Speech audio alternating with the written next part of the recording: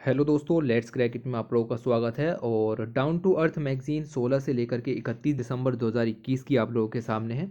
इसका आप अगर कवर पेज देखें तो लिखा हुआ है here to stay 2021। 2021 basically end होने वाला है और ये लास्ट जो आपका 15 दिन बचते हैं उसकी मैगजीन यहाँ पर है। तीन बड़े इशूज़ जो हैं वो हाईलाइट किए गए हैं, कोई छोटी न्यूज़ नहीं है। और जो तीन बड़े इशूज़ हैं वो लिखा हुआ है a new year sees new covid variant, यानी कि ओमिक्रॉन की बात यहाँ पर की जा रही है। दूसरा लिखा हुआ है कि health insurance fails to pandemic test, इसकी बात की जा रही है। और तीसरा लिखा हुआ है क्लाइमेट चेंज, जो कि 60 डेज रेन, जो कि पेनिनसुलर इंडिया के अंदर है। बेसिकली जो बिग सिटीज़ हैं वहाँ पर आपको फ्लड्स की सिचुएशन देखने के लिए मिल रही है, डेट इज़ अर्बन फ्लड्स की सिचुएशन देखने के लिए मिल रही हैं। तीन इशूज़ कवर किए गए हैं। हम ओमिक्रॉन के बारे में ज़्यादा डिस्कस नहीं करेंगे, लेकिन ये जो दूसरा इशू है ये हमारे काम का है, और जो तीसरा इशू है उसमें भी कुछ हद तक हम यहाँ पर जाने की कोशिश करेंगे। तो चलिए काम स्टार्ट करते हैं, और लाइक शेयर सब्सक्राइब करना आप। ये रहा आपका पहला जो एडिटोरियल यहाँ पर है, और इस एडिटोरियल के अंदर लिखा हुआ है zero the way to go. मतलब क्या है? मतलब ये है कि जो यहाँ पर बात की गई है वो बात की गई है आपका म्यूनिसिपल सॉलिड वेस्ट मैनेजमेंट की। वेस्ट मैनेजमेंट से रिलेटेड बात करें तो हमारे पास अपने रूल्स सन 2000 में हमने इंडिया में पहली बार रूल्स लागू किए थे, when the first municipal solid waste rules notified किए गए इंडिया के अंदर। आइडिया ये था कि जो आपका वेस्ट है उसको कलेक्ट करेंगे, ट्रांसपोर्ट करेंगे, और साथ ही साथ एक सिक्योर लैंडफिल साइट पर हम डिस्पोज भी कर देंगे। ओके। ऑब्जेक्टिव ये था कि क्लीन सिटीज़ को प्रमोट करेंगे और वेस्ट को यहाँ से हटा देंगे, इस तरीके का काम करेंगे। बट दिस पॉलिसी फेल्ड, ये पॉलिसी फेल हो गई to reflect in practice. Practice में यहाँ पर नहीं आ पाई, और जो आपका गार्बेज है वो आप देख सकते हैं कि बड़े बड़े जो माउंटेन्स है वो यहाँ पर क्रिएट हो गए in our cities. Okay. What could be collected and transported because of the paucity of municipal, और जो कॉपरेशन है वो भी यहाँ पर देखने के नहीं मिला। यानी कि म्यूनिसिपल बॉडीज़ इतनी ज़्यादा सशक्त यहाँ पर नहीं थी कि वो इस तरीके के मेजर्स ले सकें, ना ही ट्रांसपोर्टेशन के लिए, और ना ही जो आपकी लैंडफिल साइट्स थी या फिर इंसिनरेशंस थे, वो सब भी यहाँ पर उतने अच्छे नहीं थे। तो ये सब प्रॉब्लम्स आपको देखने के लिए मिली, इसकी वजह से पॉलिसी हमारी ख़राब हो गई। Over the past few years आप देखें तो आपको समझ में आएगा कि यहाँ पर जो हमारी स्ट्रेटजीज़ हैं वेस्ट मैनेजमेंट की, उनमें शिफ्ट देखने के लिए मिला है। टुडे की अगर हम पॉलिसी की बात करें आजकल की, तो यूनियन गवर्नमेंट ने फ्लैगशिप स्वच्छ भारत मिशन और उसका भी फेज़ 2 यहाँ पर लॉन्च किया 2019 में। और ये एक बड़ा यहाँ पर रूल है। इसके अंदर आप देखें तो फोकस किया गया है ऑन द सोर्स सेग्रीगेशन पर फोकस है। तो हमारी जो सिचुएशन है, हमारे जो तरीके हैं वेस्ट को मैनेज करने के, वो लगातार चेंज हुए, और लगभग 20 साल यहाँ पर लगे, बट चीज़ें चलती हैं ऐसे ही। Okay. According to the guidelines of Swachh Bharat mission 2.0 अगर हम देखें तो only the inert waste and the process rejects which is no case should exceed 20% of the total waste, ये आपका एंड और not suitable for either dry and wet waste treatment can be send to the landfill site. मतलब आप समझने की कोशिश करो कि जो लैंडफिल साइट्स हैं वहाँ पर एक स्पेसिफिक तरीके का ही वेस्ट यहाँ पर भेजा जा सकता है। अगर उससे अलग तरीके का वेस्ट है उसके अंदर जो आपकी कंटेंट है, जो भी ऊपर डिस्कस किया गया, वो अगर लिमिट के हिसाब से नहीं है तो उन चीज़ों को फिर अलग कर दिया जाएगा। उसके लिए अलग से जो आप देखोगे कि ट्रीटमेंट यहाँ पर प्रोविज़न किया गया। Therefore the premise of the guideline in that is that cities must become zero landfill, they must recover and reprocess all waste. तो इसके अंदर जो वेस्ट है उसको रिकवर या फिर रीप्रोसेस की भी बात यहाँ पर की गई। गाइडलाइंस के अंदर फोकस किया गया है कि वेस्ट को एनर्जी ट्रीटमेंट के अंदर भी यहाँ पर कन्वर्ट करेंगे, यानी कि waste to wealth treatment plants की भी बात यहाँ पर की गई है, यानी कि as a financial and operational viable solution, जो कि हम सॉलिड वेस्ट मैनेजमेंट के लिए यहाँ पर ले सकते हैं। अब देखो कि बहुत सारा वेस्ट जनरेट होता है, 150 से 200 टन्स पर डे जनरेट होता है, और उसको हम रिसाइकिल कर सकते हैं। और रिसाइकिल तभी होगा जब सोर्स सेग्रीगेशन यहाँ पर होगा। Okay. This has also been our learning that waste to energy plants are not the silver bullet they promise to be incinerating municipal waste to make energy. इन चीज़ों में भी कुछ यहाँ पर दिक्कत आई। और जैसे हाई कैलोरीफिक वैल्यू चाहिए होती है बहुत बहुत से वेस्ट को यहाँ पर आपका ट्रीटमेंट करने के लिए। ओके। तो बहुत सारी प्रॉब्लम्स भी यहाँ पर आपकी जनरेट हुई, और इसके चलते सब काम यहाँ पर चलते रहे। The guidelines also provide for an opportunity to reclaim the 300 odd जो आपकी लैंडफिल साइट्स थी, जहाँ पर आपका सेंट्रल पोल्यूशन कंट्रोल बोर्ड्स ने लगभग 800 मिलियन टन ऑफ वेस्ट को डंप किया था ये सब काम भी यहाँ पर किए गए। This will not just free up valuable land, इससे क्या है जो आपकी वैल्यूबल लैंड है जहाँ पर माउंटेन्स ऑफ गार्बेज यहाँ पर हैं वो तो क्लियर होंगे ही होंगे, साथ ही साथ जो आपकी उनको ग्रीन भी किया जा सकता है, सुस्टेनेबल यूज़ भी यहाँ पर हो जाता है, और जो आपका लैंड फिल साइट्स हैं उनको भी यहाँ पर फिल किया जा सकता है। ओके, तो ये कुछ एनवायरमेंटल डिजास्टर से आप कुछ हद तक सहायता प्राप्त कर सकते हो, उनसे आप मुक्ति पा सकते हो। ओके, तो ये चीज़ आपको समझनी है। Cities must also stop sending new waste to these landfills, जो कि आपके पहले से ही काफ़ी ज़्यादा भरे हुए हैं, otherwise they will get filled up again even they will be remediated. तो वहाँ से जब तक वेस्ट को पूरी तरीके से ट्रीट नहीं किया जा सकता तब तक आप वहाँ पर और ज़्यादा ये सब काम ना करो। ओके, तो ये कुछ छोटी छोटी बातें यहाँ पर लिखी हुई थी, आर्टिकल को ऐसा ही लिखा गया है तो बस ये ऐसा ही चलेगा। उसके अलावा हम फोकस करें सर्कुलर इकोनॉमी पर, जिसमें जो वेस्ट है उसको उसकी उसमें से आप जो स्ट्रेटजिक मटेरियल हो सकता है कुछ हद तक, ओके, उसको रिकवर कर सकते हो, उसको रीयूज़ कर सकते हैं, इसकी भी बात इसके अंदर की गई है। ओके, तो जस्ट थोड़ा सा आर्टिकल था, बाकी इससे अच्छा भी आप यहाँ पर लिख सकते हैं। ओके, और पढ़ा भी हमने इससे अच्छा भी इन तरीके की चीज़ों को पढ़ा है। ये सब चीज़ें यहाँ पर दी गई थी, हमने इसको क्लियर करना था। उसके बाद अगर हम देखें तो लिखा हुआ है एज ऑफ टुमारो, और इसके अंदर जो 3 बड़ी प्रॉब्लम्स थी उनको डिस्कस किया गया है। चलते हैं देखते हैं आगे ही यहाँ पर देखेंगे। पहली प्रॉब्लम आपको कोविड-19 की दिख जाएगी, दूसरी आपकी हेल्थ इंश्योरेंस से रिलेटेड दिख जाएगी, और तीसरी आपको क्लाइमेट चेंज और उससे रिलेटेड इम्पैक्ट्स के बारे में पता चलेगी।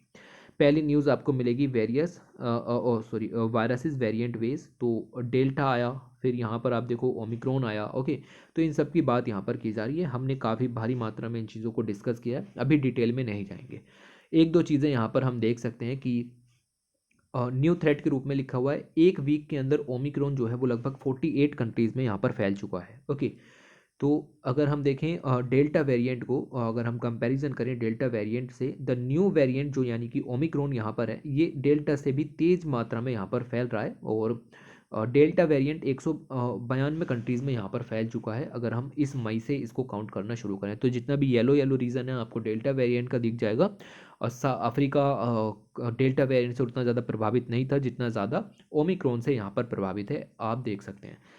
प्रिलिमिनरी रिपोर्ट सजेस्ट करती हैं कि नया वेरिएंट जो है वो ब्रीज कर रहा है इम्यूनिटी को, जो कि एक्वायर की गई है through the natural infection and vaccination. What is natural infection and what is vaccination, ये मैं आपको क्लियर कर चुका हूँ द हिंदू के साइंस एंड टेक के अंदर। ओके, तो इसीलिए इग्नोर मत करो किसी भी चीज़ को। ये 2 मेथड हैं जिसके ज़रिए आप इम्यूनिटी को हासिल करते हो, कैसे होता है मैंने बताया था।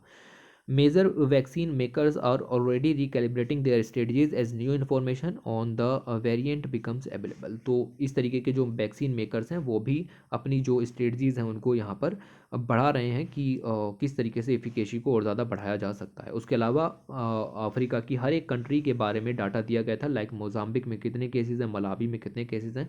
नॉट इम्पॉर्टेंट, ये हमारा तरीका नहीं है, हम इस तरीके से काम नहीं करेंगे। ओके, लिखा हुआ है बीच में अफ्रीका जो कि ऑलरेडी स्ट्रगल कर रहा है, आपका जो पेंडेमिक है उससे काफ़ी भारी मात्रा में नुकसान हुआ है।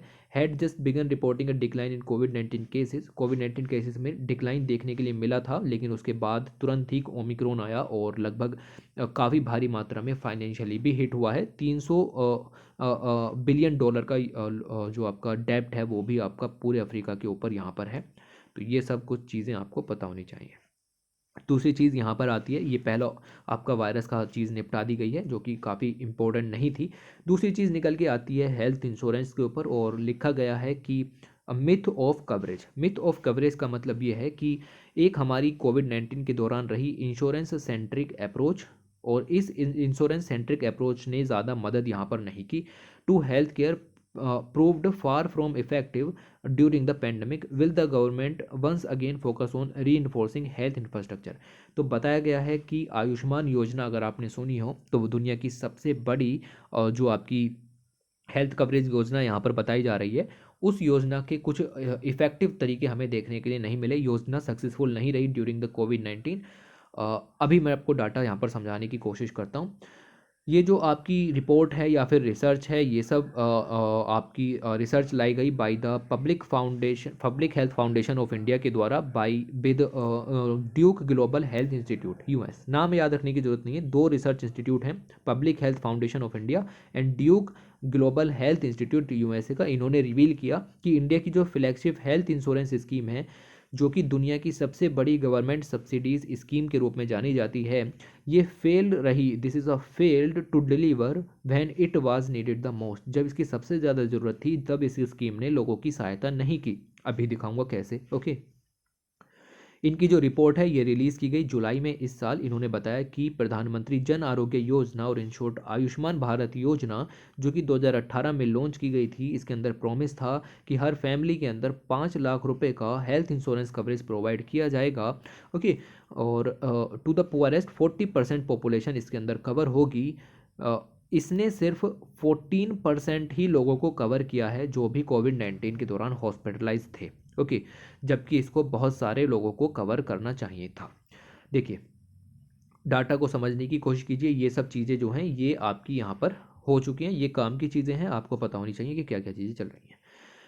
लिखा हुआ है और यहाँ पर पता चला कि पूरी कंट्री में जो आयुष्मान भारत है उसके बेनिफिट अगर हम कोविड-19 पेशेंट्स को देखें तो 165 मिलियन लोगों को मिलने चाहिए थे। ज़्यादा डिटेल में मत जाइएगा, आपको ऊपर ऊपर से चीज़ों को समझना है। 165 मिलियन बेनिफिशरीज होने चाहिए थे कंट्री के अंदर, उनको इतने बेनिफिट मिलने चाहिए थे। लेकिन सिर्फ अगर आप देखें तो आयुष्मान योजना के अंदर केवल और केवल 0.52 मिलियन हॉस्पिटलाइजेशन केसेस को ही कवर किया गया है। तो बाकी के केसेस कहाँ गए? ओके, तो इन केसेस को कवर नहीं किया गया। पहली प्रॉब्लम तो ये समझ में आई कि जो केसेस हैं वो आपके कवर नहीं किए गए, और इसीलिए यहाँ पर कहा जा रहा है कि ये जो स्कीम है वो आपकी फेल्ड रही टू डिलीवर, जैसा कि यहाँ पर वादा किया गया था कि हम ये करेंगे। अब यहाँ पर हर एक का इंटरव्यू दिया गया था, कुछ लोगों के इंटरव्यू लिए गए, उनसे यहाँ पर बातचीत की गई कि भाई क्यों आप ऐसा मानते हैं। तो ज़्यादा डिटेल में नहीं, अब हम इंटरव्यू तो पढ़ेंगे नहीं हर किसी का, तो एक एक चीज़ आपको यहाँ पर पता होनी चाहिए, जस्ट अ ओवरव्यू। ओके, कि क्या प्रॉब्लम्स आपको आयुष्मान भारत योजना के अंदर देखने के लिए मिली। यूपीएससी आर्टिकल बहुत मुश्किल है कि पूछे, क्योंकि निगेटिव सेंस में जा रहा है पूरा का पूरा। ओके, तो अगर ये बंदे हैं, ये मध्य प्रदेश में रहते थे। इन्होंने कहा है कि जो आपका गुजरात के अंदर हॉस्पिटल्स थे, उन्होंने कहा कि पीएमजे कार्ड, यानी कि ये जो आपके कार्ड यहाँ पर है आयुष्मान कार्ड, ये हॉस्पिटलाइजेशन कॉस्ट को कवर ही नहीं करते हैं, और इनको ये कह करके भगा दिया गया। इन शॉर्ट मैं आपको बता रहा हूँ। ओके, तो कार्ड इन एलिजिबल बता करके प्राइवेट हॉस्पिटल्स ने कहा कि पीएमजे कवर्स सर्जरीज, ये सर्जरीज को कवर करते हैं, हॉस्पिटलाइजेशन कॉस्ट इसके अंदर कवर नहीं होती है। ओके, तो ये कह करके भगा दिया गया। अब बताइए हॉस्पिटलाइजेशन कॉस्ट कवर हो रही है या नहीं होती है? होती है, ठीक है। थ्योरीज अगर आपने पढ़ी हो तो ये चीज़ यहाँ पर कवर होती है, और ये कह करके इनको जो है वो यहाँ से भगा दिया, यानी इनका जो आपका बेनिफिट मिलना था वो इनको नहीं मिला। दूसरा आपको यहाँ पर देखने के लिए मिलेगा कि एक वैलिड आपका कार्ड इनके पास था, ये जो भी हैं, ठीक है, मैं ऐसे ही बता रहा हूँ आपको। ओके, ये जो आपका इनका आयुष्मान कार्ड इनके पास वैलिड था, उसके बावजूद मल्टीपल हॉस्पिटल्स ने इनको एडमिट करने से मना कर दिया। Cash still a must, hospitals demand cash at admissions. Hospitals ने कहा कि हमें कैश चाहिए, instead on a signed declaration that PMJ would not be used for ICU. इन्होंने ये भी कहा कि आयुष्मान योजना का यूज़ आप आईसीयू के लिए नहीं कर सकते। This is just a view. Okay, साथ ही साथ पता लगा कि आपके ये शख्स थे, इनको पीएमजे स्कीम के अंदर थे कि could not get him a bed for his father who died in an ambulance parked outside the government hospital in Patna.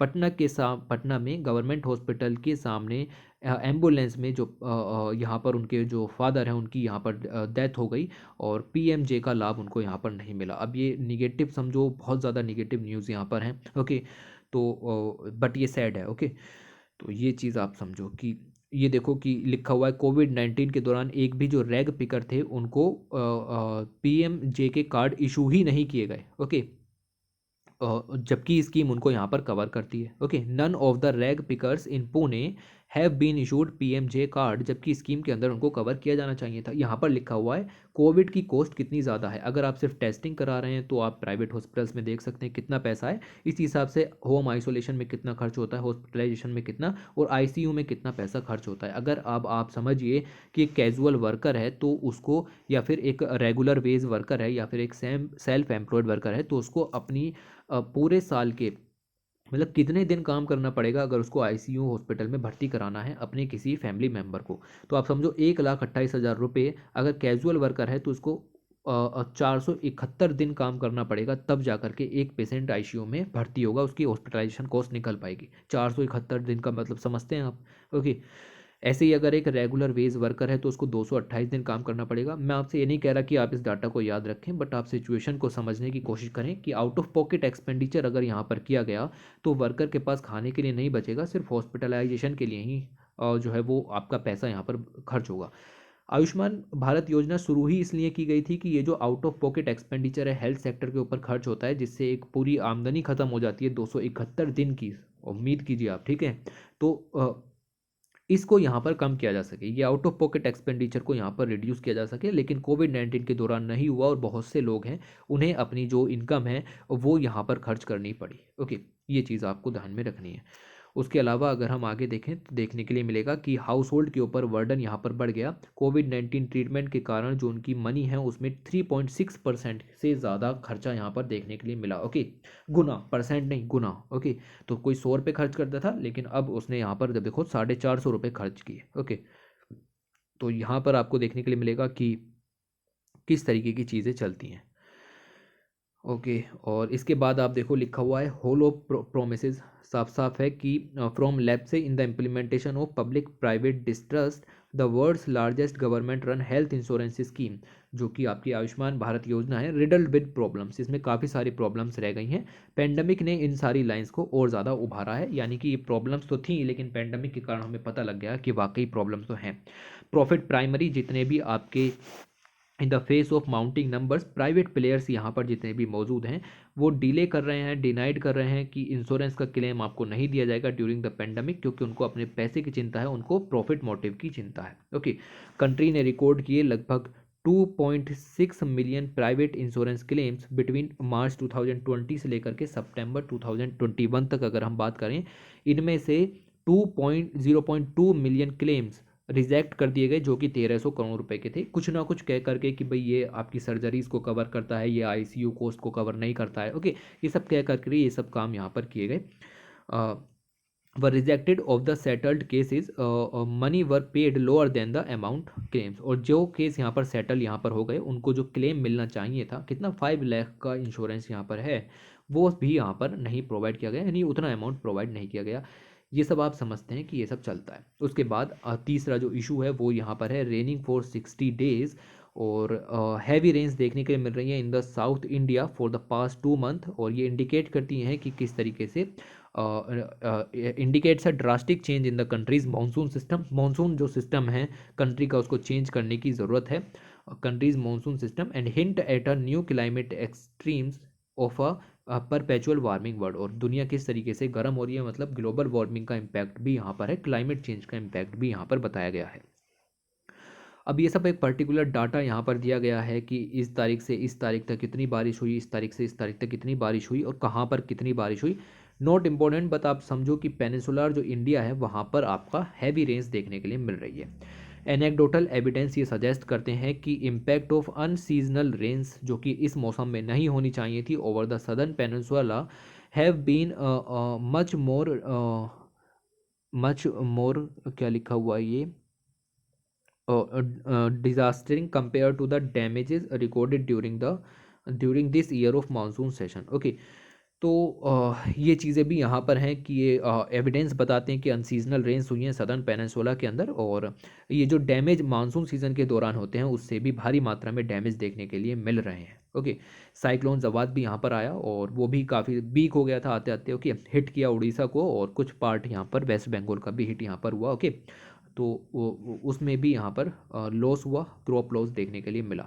फिर आप देख सकते हैं कि पर्टिकुलर जगह दिखाई गई है, कितनी डेथ्स वहाँ पर हुई, कितने डिस्प्लेसमेंट यहाँ पर हुई। ये हमारा तरीका नहीं है, मैं फिर से आपको बता दे रहा हूँ। ओके, तो ये आपको यहाँ पर समझना था, जस्ट ए ओवरव्यू। और आपको ये भी पता होना चाहिए कि ये सब जो पेनिनसुलर इंडिया के अंदर फ्लड्स यहाँ पर हो रहे हैं, इनके पीछे कुछ रीजंस हैं, लाइक जो आपका ड्रेनेज सिस्टम है सिटीज़ के अंदर में वो बिल्कुल भी अच्छा नहीं है, और जो है वो साइंटिफिक तरीके से नहीं बना हुआ है, वो अनसाइंटिफिक तरीके से है। तो ये सब पॉइंट्स भी आप यहाँ पर नोट कर सकते हैं। ओके, इसके अलावा अगर हम आगे बात करें तो लिखा हुआ है सम मोर अनइक्वल। तो यहाँ पर जो बात की गई है वो बात की गई है इनइक्वालिटी रिपोर्ट की, और ये रिपोर्ट आई जिसका नाम है वर्ल्ड इनइक्वालिटी रिपोर्ट 2022।